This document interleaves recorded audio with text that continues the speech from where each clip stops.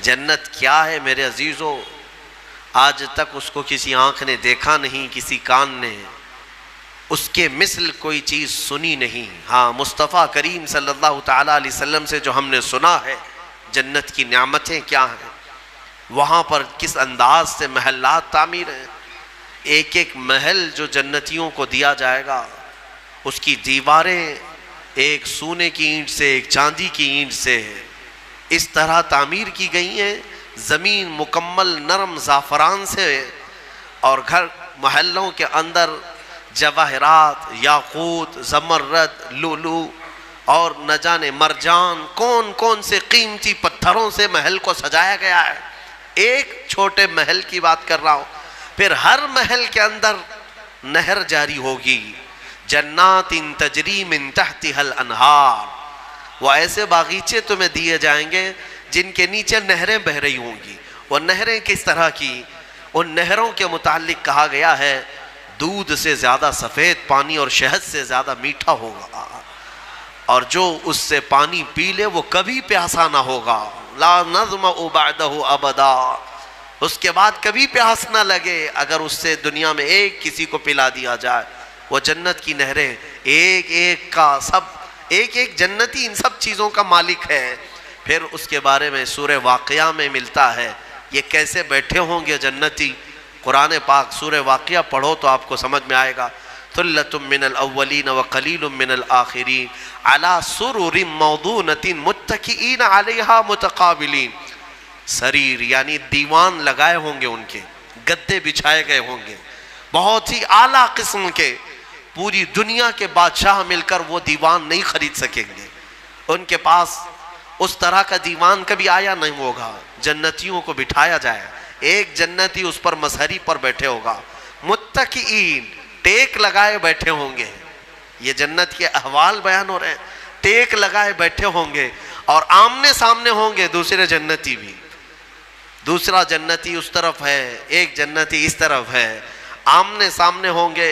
یطوف علیہم ولدان مخلدون، وہاں خوبصورت لڑکے خدمت کے لیے معمور ہوں گی، وحور عین کامثال اللؤلؤ المکنون، اور اللہ فرماتا ہے بڑی بڑی آنکھوں والی حوریں ایسی جیسے کہ چمکدار موتیوں کی طرح، ایک ایک جنتی کو 70 حوریں خدمت میں دی جائیں گی۔ وہاں پر کیا ہے؟ نہ بیمار ہونا ہے، نہ سر درد آنا ہے، نہ بخار، نہ سردی۔ جنت میں نہ غم ہے، نہ کسی چیز کا خوف ہے۔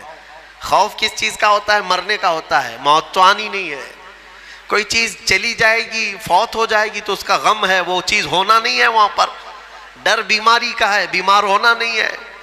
پھر پلس کبھی ایسا ہوا کہ پیٹ درد سے آدمی بے چین ہوتا ہے، بے قرار ہوتا ہے، جنت میں نہ کبھی کسی کو پیٹ درد ہونا ہے، نہ کسی کو طہارت استنجا پکانے کی حاجت ہونی ہے، کیونکہ وہ نوری جگہ ہے، جو کھائے گا وہ نور ہی نور ہے، نور ہی نور ہے، اس کا فضلہ نہیں، نور کا فضلہ نہیں ہوتا، کچرا نہیں ہوتا۔ تو جنت میں کسی چیز کی فکر نہیں، اسی لیے قرآن میں جگہ جگہ اللہ نے فرمایا لا خوف علیہم ولا ہم یحزنون، نہ ان پر کسی چیز کا خوف ہوگا، نہ کسی چیز کا غم ہوگا۔ اسی لیے میرے عزیزو جنت کی چاہت رکھو، اس سے بڑھ کر کے کیا ہے؟ جنت میں ایک محل کیسا دیا جائے گا پتہ ہے؟ جنت فل ہو چکی ہوگی، فل ہو چکی ہوگی، سب سے اخیر میں ایک بندہ آئے گا، حساب دیتے دیتے دیتے زمانہ گزر گیا، جنتی جنت میں جا چکے، سب کا فیصلہ ہو گیا، لاسٹ آنے والا، سب سے اخیر میں آنے والا جنتی پتہ نہیں کتنے 100 سال بعد آئے گا، بخشش ہو گئی، اس کی سزائیں ختم ہو گئی، اسے بھی نکال کر کے لایا گیا جنت میں۔ وہ آیا، دیکھا ساری جنت بھری ہوئی، سب کے محلات لگے ہوئے ہیں، ظاہر سی بات ہے انٹرنس پر سیدھے ہی آتے ہی بڑے بڑے محلات اور سب کے نام لگے ہوئے ہیں۔ یہ حسرت سے دیکھنے لگا، میں بہت تاخیر سے آیا، مجھے جگہ ملے گی یا نہیں ملے گی؟ سب سے اخیر میں آنے والا جنتی، تو وہ جنت میں اندر آئے گا، رب تبارک و تعالیٰ سے پوچھے گا کہ مولا میری جگہ ہے یا نہیں جنت میں؟ رب تبارک و تعالیٰ فرماتا ہے جنت میں اس بندے سے پوچھتا ہے تیری کیا خواہش ہے؟ جنت میں یہ محلات سب کو جو دیے گئے ہیں وہ کتنے بڑے ہوں گے، میں انداز آپ کو بتاتا ہوں۔ اس بندے سے پوچھا گیا، وہ بندہ کہتا ہے میرے لیے کوئی جگہ ہے یا نہیں؟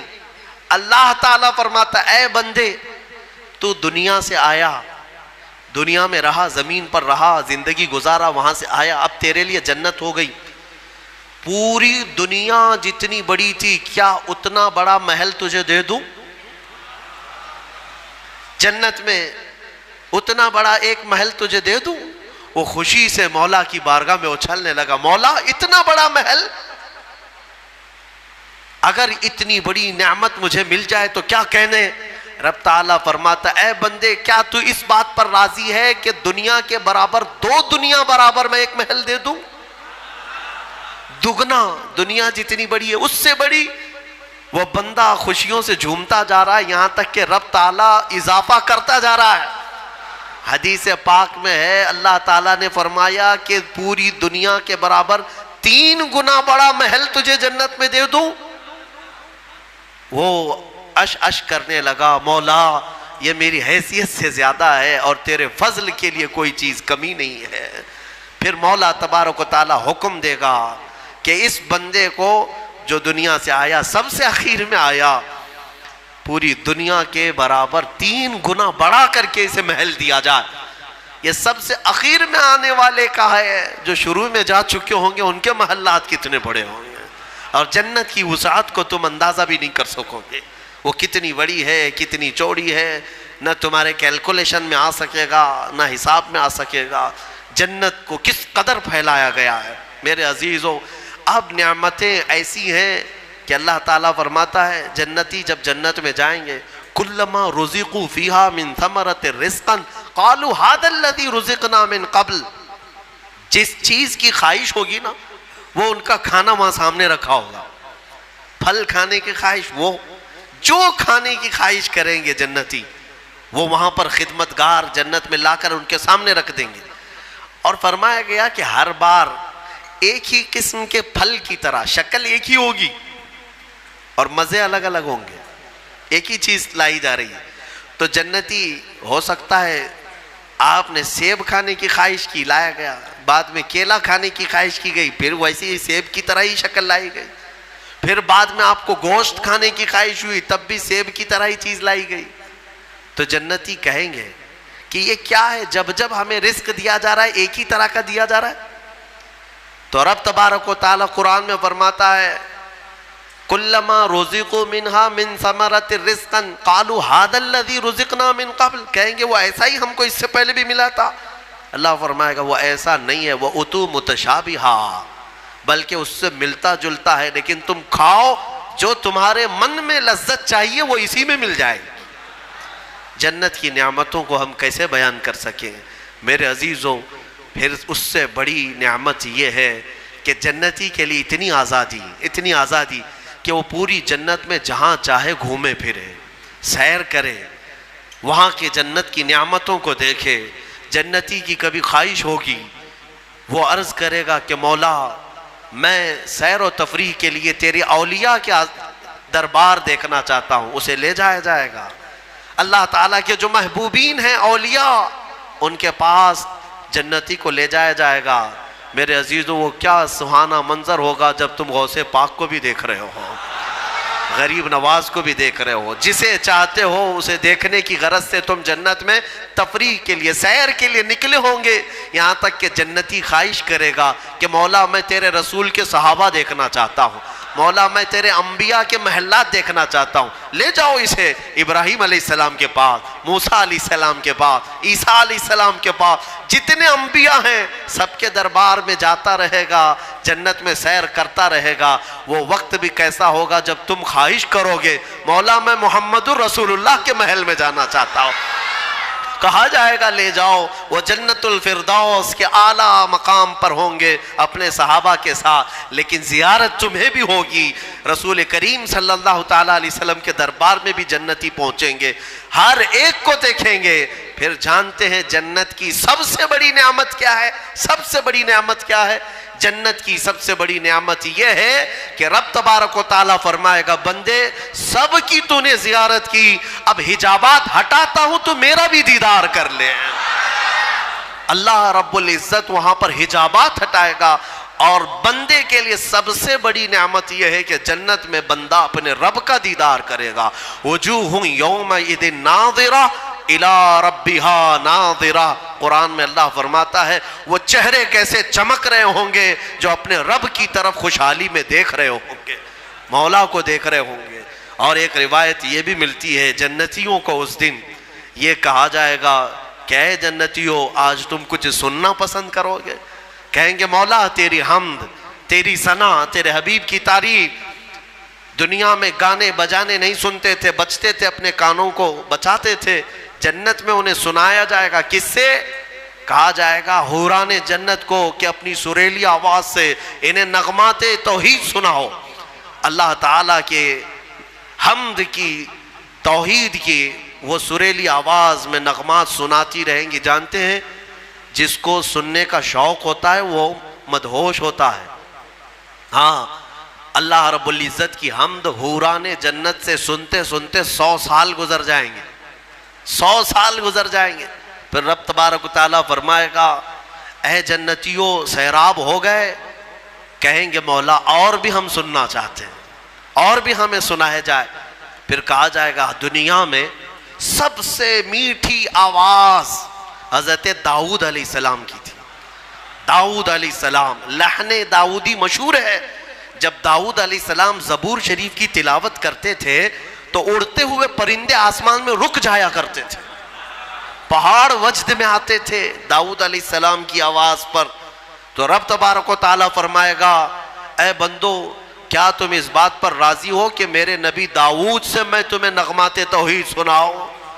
داؤد علیہ السلام سے کہا جائے گا کہ اے داؤد آپ میرے ان بندوں کو میری حمد سنائیں. داؤد علیہ السلام اپنی میٹھی آواز میں جب نغمات توحید گنگنا رہے ہوں گے 100 سال گزر جائیں گے، پتہ نہیں چلے گا، پتہ نہیں چلے گا. پھر مولا تعالیٰ فرمائے گا سیراب ہو گئے، تم سیراب ہو گئے. جنتی کہیں گے مولا تیری حمد اور بیان ہو تو اچھا ہے، اب ہاں اور ہم سننا چاہتے ہیں. رب تعالیٰ فرمائے گا فرشتوں حجابات ہٹاؤ، میں خود سناؤں میرے بندے سنیں گے. مولا کریم کیا وہ منظر ہوگا. اسی لیے جنت میں جانے کی تڑپ رکھو، طلب رکھو. ایسے نہیں کہ یہاں پر 4 دن کی عیاشی کے لیے جنت کو قربان کر دیا. یہاں تم گھوم پھر کر کے خوب محنت کر کے بھی اگر کچھ حاصل کر لیے تو کتنا کر لو گے، کتنا جی لو گے؟ مرنا تو ہے، تمہیں مرنا ہے. 70 سال 80 سال 100 سال جیو گے، اس کے بعد کیا ہے؟ موت تو آنی ہے. اور تمہارے جسم کے ساتھ ہمیشہ خطرہ بنا ہوا ہے دنیا میں. پتہ نہیں آج تو ٹھیک ٹھاک ہوں، کل پتہ نہیں کیا ہونا ہے. سردی موت کا سبب بنتی ہے، سر درد جو ہے بڑی بیماریوں کا سبب بن جاتا ہے. اچھے خاصے لوگوں کو ہم دیکھتے ہیں اچانک ختم ہو گئے. تو یہ دنیا تو ایسی ہی ہے، تم کروڑوں کما کر کے بھی وہ عیش نہیں لا سکو گے. ہم نے دیکھا ہے، آپ نے قارون کی جنت سنی، قارون کے خزانے سنے ہوں گے، اور شداد کی جنت سنی ہوگی. شداد نے جنت بنا دیا تھا دنیا میں. جنت کا مطلب وہ سن سن کر کے اس نے بھی سونے چاندی کی اینٹوں سے محل بنا دیا، اندر باغیچے لگا دیا، نہریں جاری کر دیا. لیکن شداد اس جنت میں قدم تک نہیں رکھ سکا، اس سے پہلے موت آ گئی، مر گیا. مرنے کا ٹینشن تو روز ہے تمہیں آج، جنت میں نہیں. یہاں اسی لیے میں کہتا ہوں دنیا پر جنت کو قربان مت کرنا. بہت زیادہ اگر تم محنت کر بھی لے جاؤ گے تو چند دنوں کا عیش ہے تمہارے پاس.